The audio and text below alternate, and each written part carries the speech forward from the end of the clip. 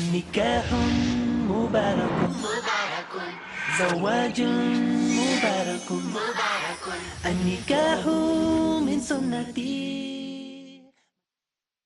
Alhamdulillah. Wassalatu wassalam. Ala Rasulillah wa ala alihi wa sahbihi ajmain. Amma ba'd. A'udhu billahi minash shaitanir rajim. Bismillahir rahmanir rahim. Hunna libasul lakum wa antum libasul lahunna. Rabbi shrah li sadri wa yassir li amri wahlul 'uqdatam min lisani yafqahu qawli. I welcome all of you with Islamic greetings. Assalamu alaikum wa rahmatullahi wa barakatuh. May peace, mercy and blessings of Allah subhanahu wa ta'ala be on all of you. Today we are going to have a special session by the name Better Half or Bitter Half. And you're most welcome to ask any questions related to marriage, to nikah, regarding how to choose a life partner, how to conduct a nikah, what are the pros and the cons, about married life, the problems, the good things, the do's, the don'ts, the halals, the harams. You're most welcome to ask any questions regarding before you say I do, or before you say Kabul hai, or before you say I accept it, as well as after you say I do, or Kabul hai, or after you say I accept it. You're most welcome to ask any questions so that you get the best life partner, so that you can decide whether the relationship you're going into, whether it's a wedlock or a padlock. So brothers and sisters, you're most welcome to ask any questions on the topic of marriage. Assalamu alaikum. Wa alaikum assalam wa rahmatullahi wa barakatuh. I wanted to ask if a Muslim can get married to a virtuous non-Muslim. Sister asked the question that can a Muslim get married to a virtuous non-Muslim? First, you need to understand what is the definition of virtue and what is the definition of non-Muslim. The most important factor of virtue is it is tawheed, believing in oneness of Allah subhanahu wa ta'ala. So, as far as the complete definition of virtue is concerned, the most important factor is tawheed, the oneness of Allah subhanahu wa ta'ala. If a person really believes in tawheed and oneness of Allah subhanahu wa ta'ala, but naturally he has to be a Muslim. So the question of a non-Muslim being virtuous in the Islamic terminology is not correct. Because the most important criteria for virtue, it is tawheed, it's oneness of Allah subhanahu wa ta'ala. Another general question, can a Muslim marry a non-Muslim? The reply is given in the Quran in Surah Baqarah, chapter number 2, verse number 221, where the Creator Allah subhanahu wa ta'ala says that do not marry a mushrikah until she believes. Do not marry an idolatress until she believes. And a believing woman, a mu'minah, even if she's a bondswoman, even if she's a slave girl, she's far superior than a mushrikah, than an idolatress, even if she allows you. That means according to the Quran, a Muslim woman, even if she is a bondswoman, even if she is poor or ugly, is far superior than a mushrikah, than idolatress, even if she allows you. She may be the most beautiful woman in the world, she may be the richest woman in the world, but a woman is far superior to a mushrikah.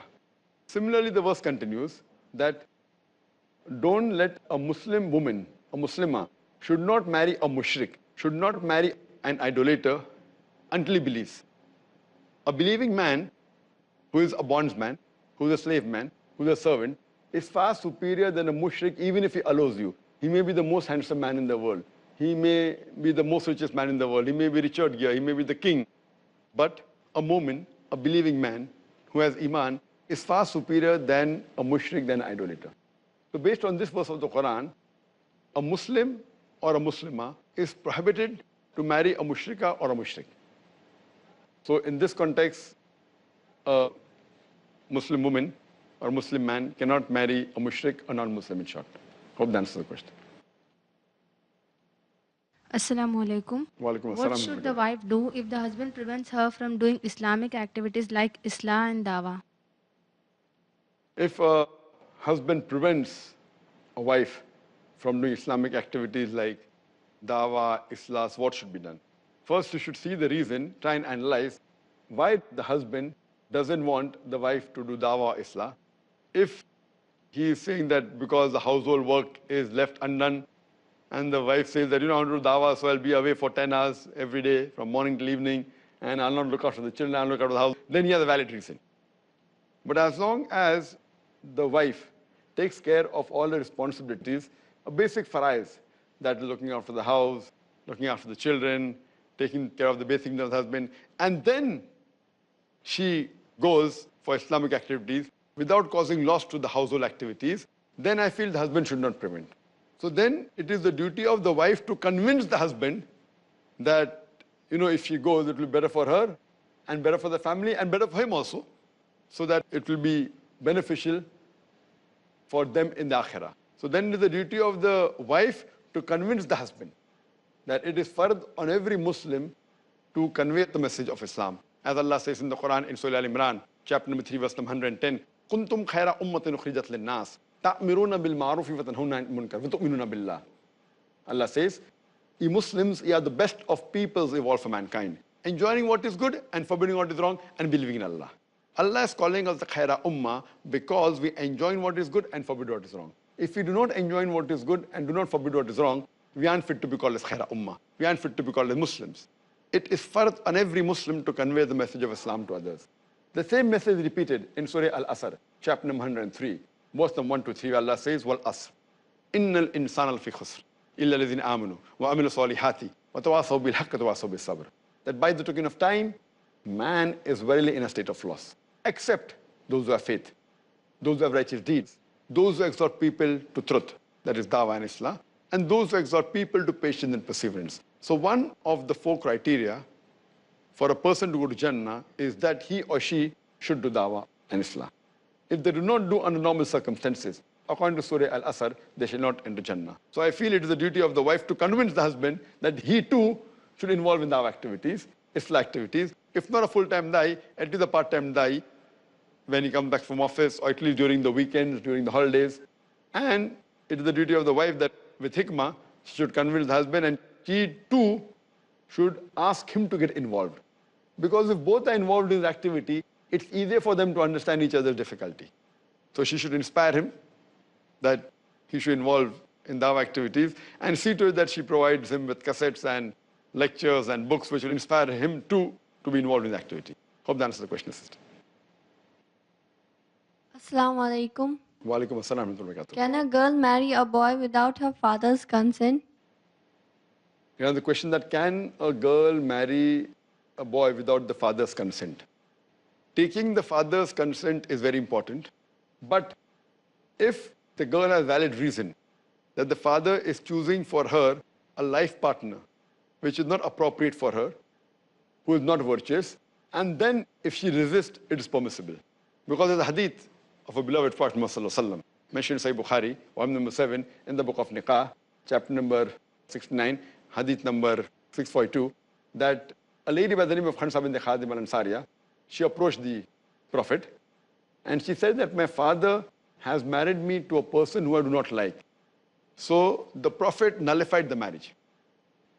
That means the willingness of the girl is also very important, especially when you know that the father is choosing a life partner which she feels is not appropriate, is not on lines of Quran and Sunnah. So in this case, as a resort, she can object if she feels that the boy the father is asking to marry is not virtuous, and the boy she has in preference is more virtuous. Hope that answers the question. Assalamu alaikum wa rahmatullahi wa barakatuh. Wa alaikum assalam wa rahmatullahi wa barakatuh.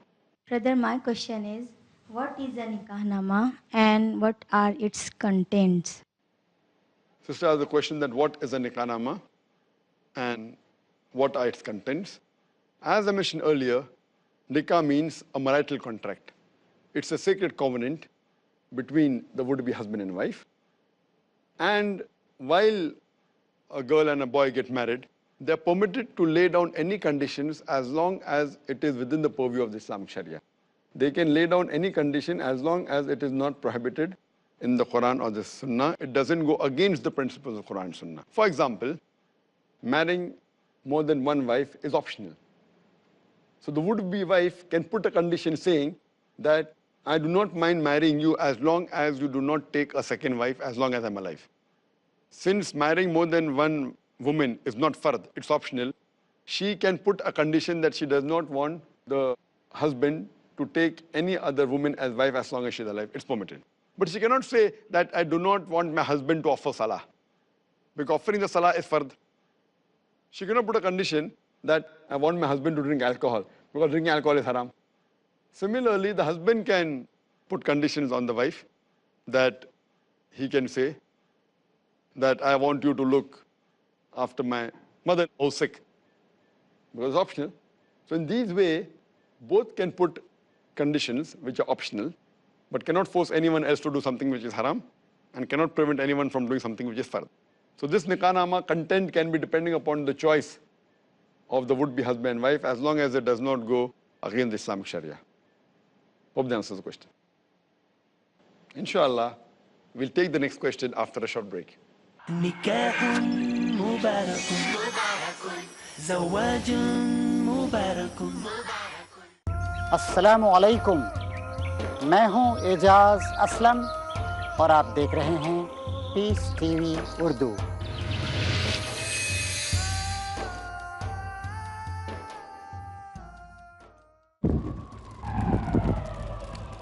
Dialogue. Discussion. Debate. Rebuttal. Conclusion. Eliminate misconceptions about religion. Get enlightened. Witness Dr. Zakir Naik in a battle of words in Crossfire. कल रात 8:30 बजे और दोबारा सुबह 8:30 बजे India में piece TV Urdu पर।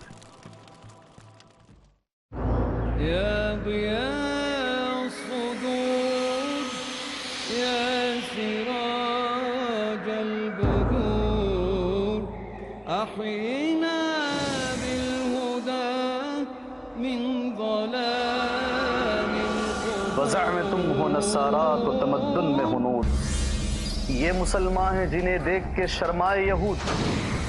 यूं तो सैयद भी हो, मिर्जा भी हो, अफगान भी हो, तुम सब कुछ हो, बताओ तो मुसलमान भी हो। मुहतरम नाज़रीन, मुसलमान को मुसलमान बनाने के लिए, वो अखलाक व सिफ़ात जो रहमान को पसंद हैं बताने के लिए, मैं आपका दीनी भाई हाफिज़ अब्दुल कदीर उमरी प्रोग्राम लेकर के आया हूँ सिफ़ात Ibadur Rahman.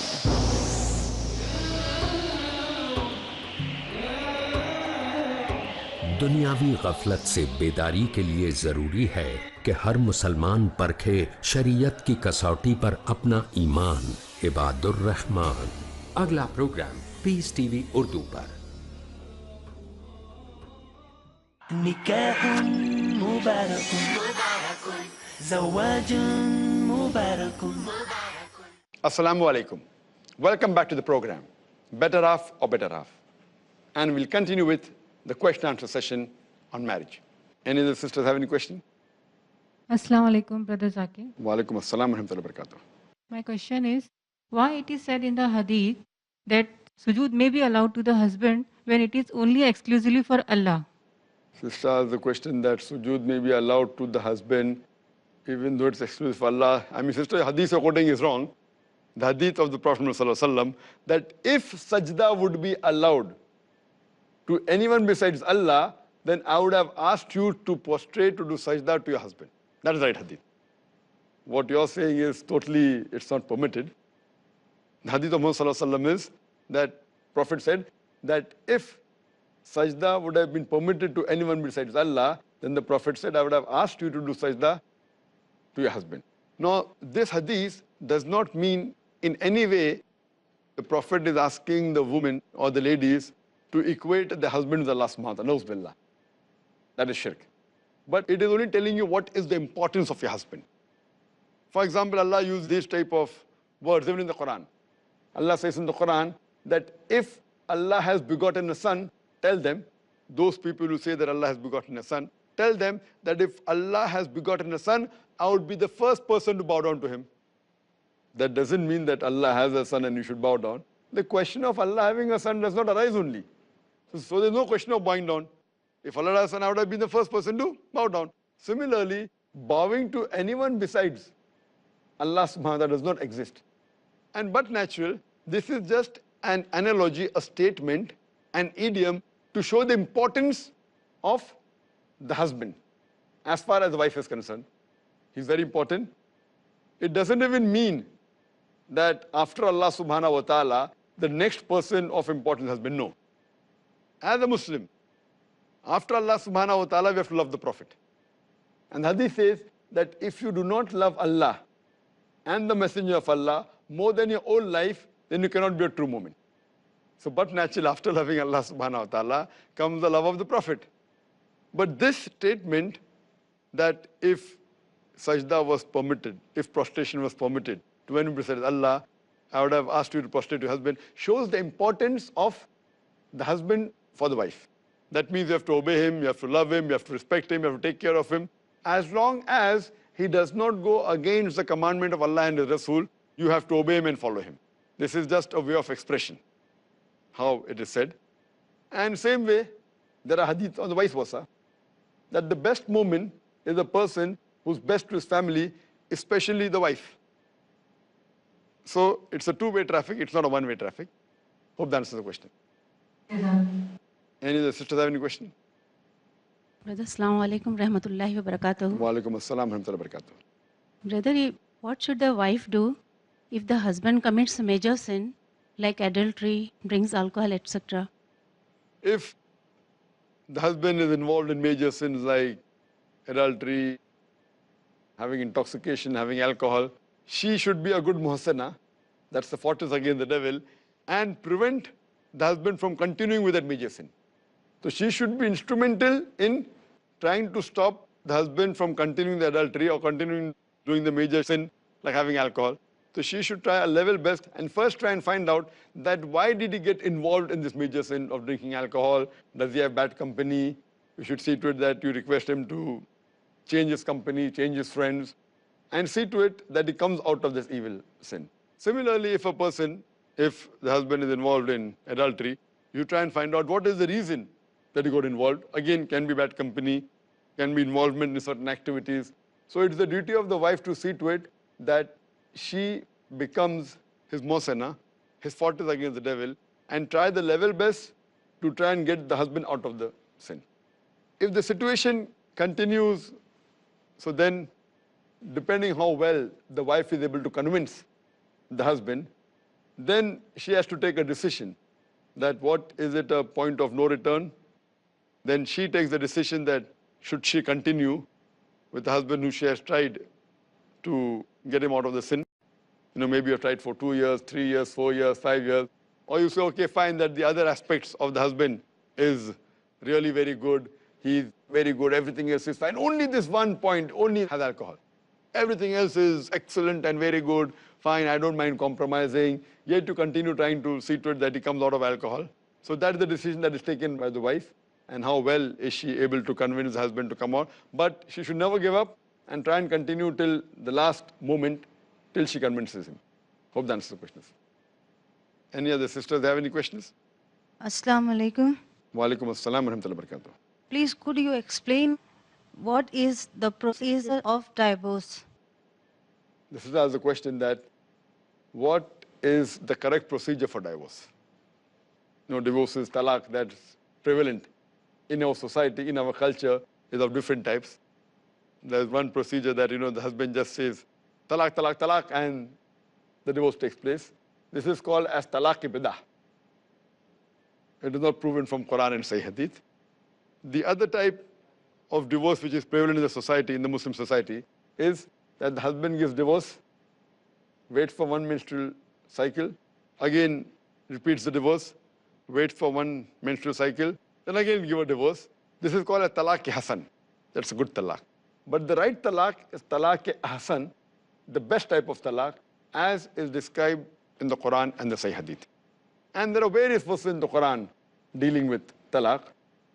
Mentioned in Surah Talaq, chapter 65, verse number 2 to 7. It's given in Surah Baqarah, chapter number 2, verse number 228 to 242, the details of talaq. Normally, whenever any disagreement takes place between the husband and wife, they should initially try and sort it out themselves. Suppose, the wife put extra salt in the food and the husband does not like it, he shouldn't say talaq, talaq, talaq. If he doesn't like extra salt, you should tell the wife, don't put extra salt and the problem is solved. The best is to have a sitting, sort it out, that's the best. If the problem between them cannot be sorted out, then the Quran says in Surah Nisa, chapter number 4, verse number 35, that appoint an arbiter from the husband's side and appoint an arbiter from the wife's side. Let there be a family gathering, have an arbiter from the husband's side, an arbiter from the wife's side, sit together and try and explain, always marriage is a delicate issue and there are ups and downs in married life. They should sort it out and try and find a solution. Yet, if all the things have been tried, the husband and wife have got together, they have had a family gathering, they have appointed an arbiter, and yet the matter is not solved, then as a last resort, then divorce can be pronounced. While pronouncing a divorce, it is important that the husband, when he pronounces the divorce, says talaq, there should be two witnesses. And once he says talaq, as the Quran says in Surah Baqarah, chapter number 2, verse number 228, that after the divorce is given, there should be an iddah period of 3 menstrual cycle, or 3 months. So once the divorce is pronounced, the iddah is a waiting period. I call it the prelims. It's interim period, where for 3 months, the husband and wife, they live in the same condition, but they do not have relationship. It is like a prelims or a trial, that can they be without each other? You realize after 2 weeks, I was a fool, simply I said divorce. It was such a small matter that, she's not ironing my clothes properly, and I'm a bigger problem. So maybe they can again do ruju. They can again conciliate with one another. So there is a waiting period of 3 months. And in these 3 months, if the husband and wife reconcile, if they do ruju, then that means they yet continue to be husband and wife. If after 3 menstrual periods have passed away, and yet if they insist that they want to part, they can part in an equitable terms. They should not do mudslinging with each other, should not try and blame each other, should not wash their dirty linen in public. Amicably, with respect, they should part. And the Quran says in Surah Baqarah chapter 2, verse number 229, that the husband should not take back the gifts which he is given. It's preferable that he gives it to her. And if they part, suppose after 2 years, the husband realizes that I made a mistake, then again he can marry the same lady. Because Quran says in Surah Baqarah chapter 2, verse number 232, that do not prevent the women from marrying their former husbands. That means people have misconceptions that once you get divorced, that's not possible to marry again. And they start saying, okay, we can do halala. You know halala? Halala means trying to get someone to marry the wife so that she becomes legitimate. This is totally not permitted in Islam. In Islamic principle, if you read the Quran, the same man and woman can get married even after first divorce has been given, after the iddah period is complete, but they should remarry with a new nikah and a new meher. Again, if they remarry and something wrong takes place, again the same procedure, have consultation with husband and wife, appoint arbiter, then give divorce, have 2 witnesses, then part. Again, if they want to reconcile maybe after 2 years, again they can reconcile, but new nikah, new meher. Again, if they have a problem, again they can part, but at this moment it is the last. Quran says in Surah Baqarah chapter 2, verse number 229, that divorce is only permissible twice. The third time, it is irrevocable. Means the first 2 divorces you give can be revocable, but the third divorce is irrevocable. It cannot be undone.